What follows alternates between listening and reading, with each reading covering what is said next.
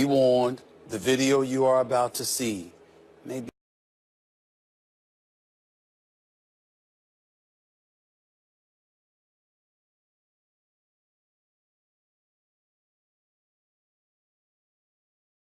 be disturbing. Your boy, Stephen A. One-on-one with James Harden. Brought to you by Body Armor. Hard for three, got it! Fear the beard. Wording on the cake. It would be really bad if I tried to play him one-on-one. Man, I might be hospitalized. I mean, give me a fighting chance. He actually went out there and practiced. James Harden's cheating already. Oh, he ain't missed. Have y'all watched him? He hasn't missed the last 10 shots. I gotta figure out a way to sabotage him. Okay, let's think about this. You know, he was a prolific scorer, all right? Coming out of Arizona State, number 3 overall pick, 2009. We knew he was gonna be all that, but we didn't know he was gonna be this damn good. But now, he truly is the heir apparent to Kobe. This is one of those moments where you apologize for every critical thing you ever said. I just want to say, James Harden, that, you know, all of your years in the league, I only criticized you one time. I did. It was only one time. It was during. I remember that. That's it. And I looked at you crazy. I remember like it was yesterday. I looked at you crazy, and I forgot when back in the locker room when I said something like, I said something crazy. Can't say it on TV. That's right. I remember it. What I said back in those finals was, this dude is going to be a superstar in this league. How is it that you don't want to shoot the ball? Because it seemed like you didn't want to shoot. That's the only thing I think anybody's ever been able to say about you. Yeah. When you look back on what kind of a player you were then compared to how you are now, what do you say? Just a lot more comfortable, and just know the game more. You know, IQ is definitely has risen because of you know, taking on this team of myself and having to figure out how to get it done. And you know, whether it's different players, whether it's different coaches, or whether it's me changing and figuring out you got to be better. When I look at you now, I see a leader. I see a team that's a title contender, obviously primarily because of you. I'm thinking about when you were in Oklahoma City and you had a shot at the crown because you were in the finals.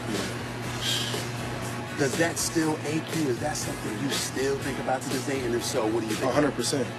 Just like you said, I wish I could have, been more aggressive.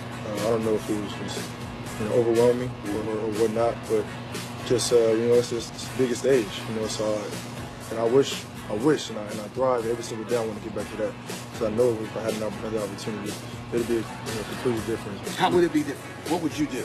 If you were in the finals right now? I'm an attack man. I'm not. I know who guard me, none of that. I'm an attack man. Right now, I feel like nobody can guard me, nobody can stop me. So, if I had that mindset, it doesn't matter who we play and put me in that position. It's just it's gonna be a different scenario. How far do you think you could take this team? To the finals and winning. Even with Golden State and San Antonio in the conference? Yeah, for sure. But Golden State obviously they got four All-Stars on their team, so we're not saying it's going to be easy. Obviously it's going to be tough. How did you feel when Kevin Durant, your former teammate, decided to go to Golden State? Honestly, I didn't know how to feel, man. And especially after they lost against the Warriors.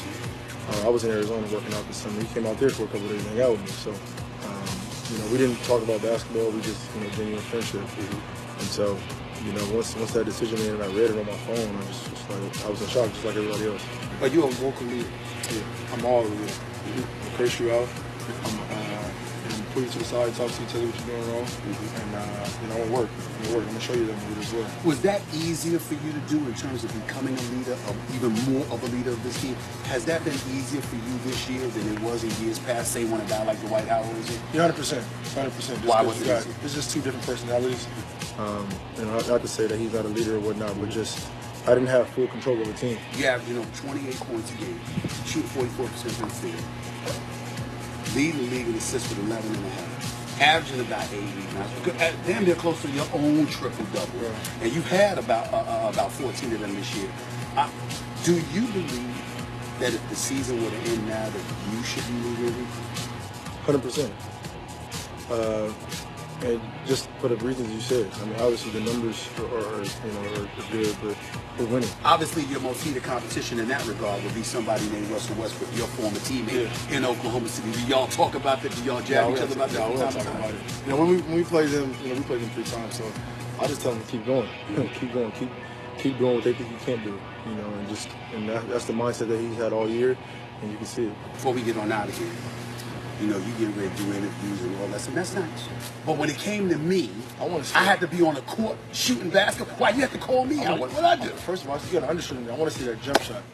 You're on TV 24/7 talking about other people's jump shots and whatnot. I want to see yours. Is it 3 too far? I'm critical.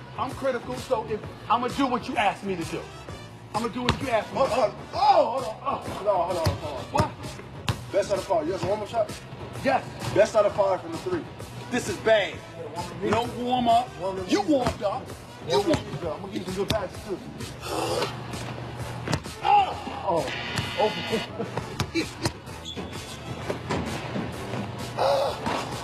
2. You gotta make one of them. Come on now. Come on. Oh my God. Close the door. Close the door.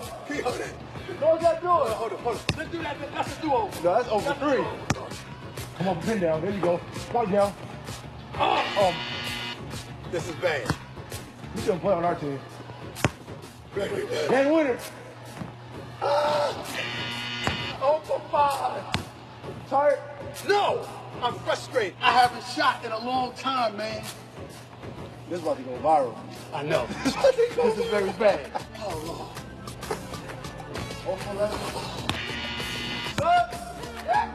Get him out of here. No practice. Oh, God. That's over. What? No, that's not 1 for 3. I can't explain. He's tired of a 14 jump I shot. can't explain, man. He ain't even do no moving. First of all, I'm not tired. I'm embarrassed.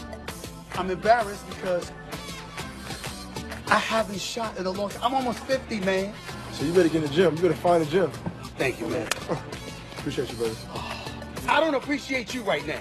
You embarrass me. Yeah, that's what you But you got me. You got me. By the gym with the quickness. Can I just say one thing? You got some hops, and first of all, I thought this was going to be terrible.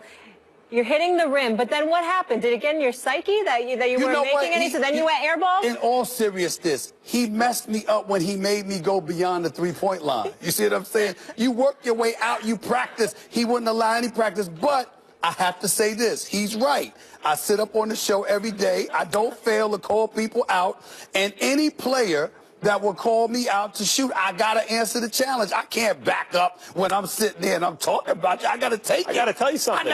But I never expected in my wildest dreams that a player would actually say, get out here and shoot. Until the corner three, considering those were catch and shoots, I thought you looked pretty good. I got to tell you the truth. Have you been practicing? I swear to you, that's the first time I took a jump shot in a year. But not only that, he's saying he may make me shoot at All-Star Weekend. Yeah. I'm leaving early. I'm not subjecting myself to that. You need to get in the gym. Shooting is called a disposable skill. You got to practice. I have to confess. If any player, any marquee, because I'm allergic to scrubs. Scrubs don't get to call me out. But any marquee player that called me out, if I want to talk to them to make me have to shoot baskets, I have to answer the call. I can't run. I never expected it to happen. I never thought James Harden would do that. He'll be in New Orleans. I never thought he would do that. Better find the gym. Yeah. I'll start Googling in New Orleans. We'll find some spots. I am getting, let us know. this Twitter, weekend, let us know. This weekend, I'm getting back to the gym. James Harden got me good. I deserved it. It was good. It was a great interview, though, in all seriousness. Yeah, he was horrible stuff. Coming up after the break, Victor Cruz is let go by the G-Men. So are the days of the salsa over? We discuss Cruz's future when First Take rolls on.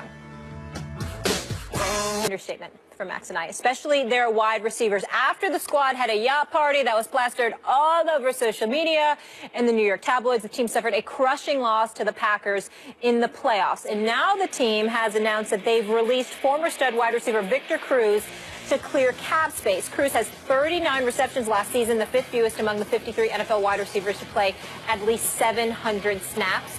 Max Kellerman, does Cruz have anything left? Yeah, he's an NFL player, but he's not a number 2 receiver. He was always miscast as a number 1.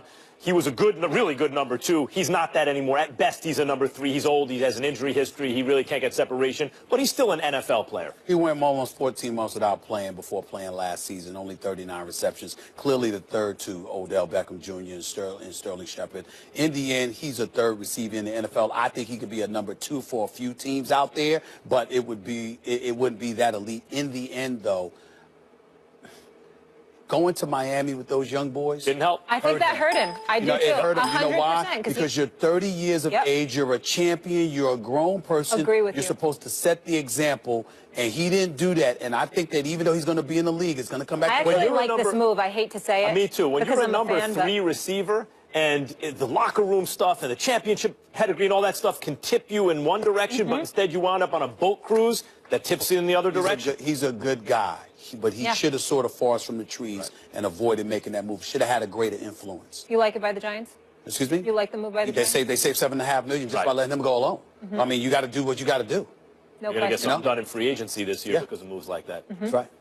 Coming up after the break, keeping it 100, UConn wins their 100th straight game, but I'm going to tell you what everybody is afraid to say out loud. Don't miss my final take. That's next. Off a cliff. Shut the hell up. That's not even close to my best. They're wrong. And I don't give a damn that they agree with me or not. 100 straight wins. 100 wins. Can we just marinate on that for a second? But let's get to the crux of what really irks me. This narrative that the Huskies are ruining their sport. I refuse to accept that nonsense. I asked this question to Stephen A. and Max yesterday, and I will pose it to you now. If UConn wasn't so dominant, would you pay closer attention to women's hoops? The answer is no, more times than not. It's actually quite the opposite. Because of their dynasty, casual fans are drawn to witness the greatness that is taking this country by storm. Don't believe me? UConn's television ratings are up 17% from last year at this time and 31% from 2 years ago. Let me tell you what's really going on and what everyone is afraid to say because they don't want to come across as misogynists. The fact is, majority of sports fans don't care about women's hoops as much as men's. I understand and appreciate your hesitancy to keep that to yourself, but please stop shaming this women's team that their excellence is a deterrent for your attention when you never paid them any mind in the first place. And please stop pretending you don't like the sport because of their greatness when you're mesmerized by greatness in every other game. Case in point, the Warriors' ratings went through the roof when they were on the quest for a record 73 wins. How about when Tiger was regularly winning 14 majors? Was it too much winning for you? Or maybe you couldn't bear to watch another Bill Belichick